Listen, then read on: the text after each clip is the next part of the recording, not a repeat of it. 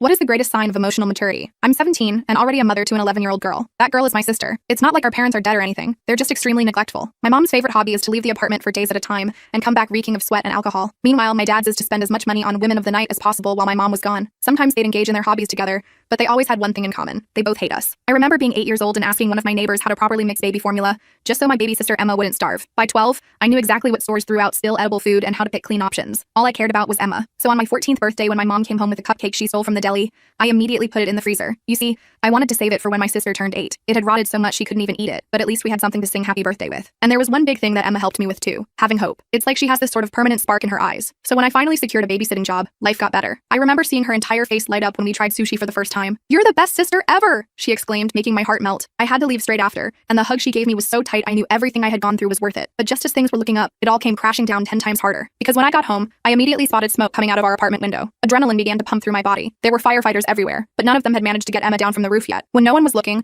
I sprinted into the building with a sleeve covering the lower half of my face. My ears were ringing and not a thought passed through my body. As soon as Emma saw me, I felt her tiny arms cling to my shoulders, and she managed to escape unharmed. When we made it, I crashed. It all hit me. The shock. The burnout. But instead of coming down to open arms and water bottles, I was faced with a flood of camera lenses. Some people even had their flash on. Behind the phones, they were shouting, "You're so brave!" It felt like a real-life episode of Black Mirror. I looked over to Emma, who was sheepishly facing away from it all. "Does anyone have $10? I yelled, hoping to bring Emma to the public pool so I could get her cleaned up. For a second, there was silence. OMG, this girl is so poor that she's grateful for just $10. She's a hero. None of them offered me anything that was actually useful. So I began limping to the public pool with Emma's hand in mine. They all kept cheering like I was doing it by choice rather than pure necessity. Luckily, the pool let us shower for free, but when we got back, we arrived home to something even worse than a fire. It was CPS. The social worker was a blonde woman with an artsy tote bag. Very wholesome. I tried to stand up straight and act mature. "Yes, of course we have parents. They've just been working all day." Her green eyes looked me up and down like she didn't believe me. "They'll be back in the morning once their shift is over." I tried to keep my recited lie upbeat and believable. Emma just nodded at everything I said. "And where are you guys planning on sleeping tonight?" "With our Aunt Jessica." "Okay, perfect. I'll drive you over." A wave of panic washed over me. I hadn't even seen her since I was 4 years old, but I guess this was better than being brought to a foster home. So I gave her the address and hoped for the best. When we got there, Aunt Jessica saw the social worker and forced a smile. Of course they can stay. Family is family. But the second the door closed, her entire demeanor shifted. I told her we should get Emma to bed before I started explaining, and once she was out of earshot, I broke down. I told her everything. The forced maturity, the neglect, the fire. She looked me right in the eye and said, "You've done more than anyone your age should ever have to. Your safety and happiness should have always been a priority." I felt myself choke up and sniffle to hold back tears when she said that. They were the words I've been longing to hear ever since I was 6, and realized that it was me against the world. But her reassurance wasn't enough for me. My parents had given me a lifetime of trauma without facing any consequences. So I decided to expose my parents online and let the internet deal with them. I wasn't sure if my aunt would approve, so I waited until he went for his afternoon nap, and posted what had happened without hesitation. I included everything. The abuse, the forced parenthood, and of course the borderline abandonment. By the time I hit post, tears were streaming down my face. I immediately turned my phone off because I was terrified of the consequences. And when I turned on my phone an hour later, I finally learned why people always say, "Be careful what you post online," because it went viral, but to all the wrong people. The rest of the full story is on my channel, and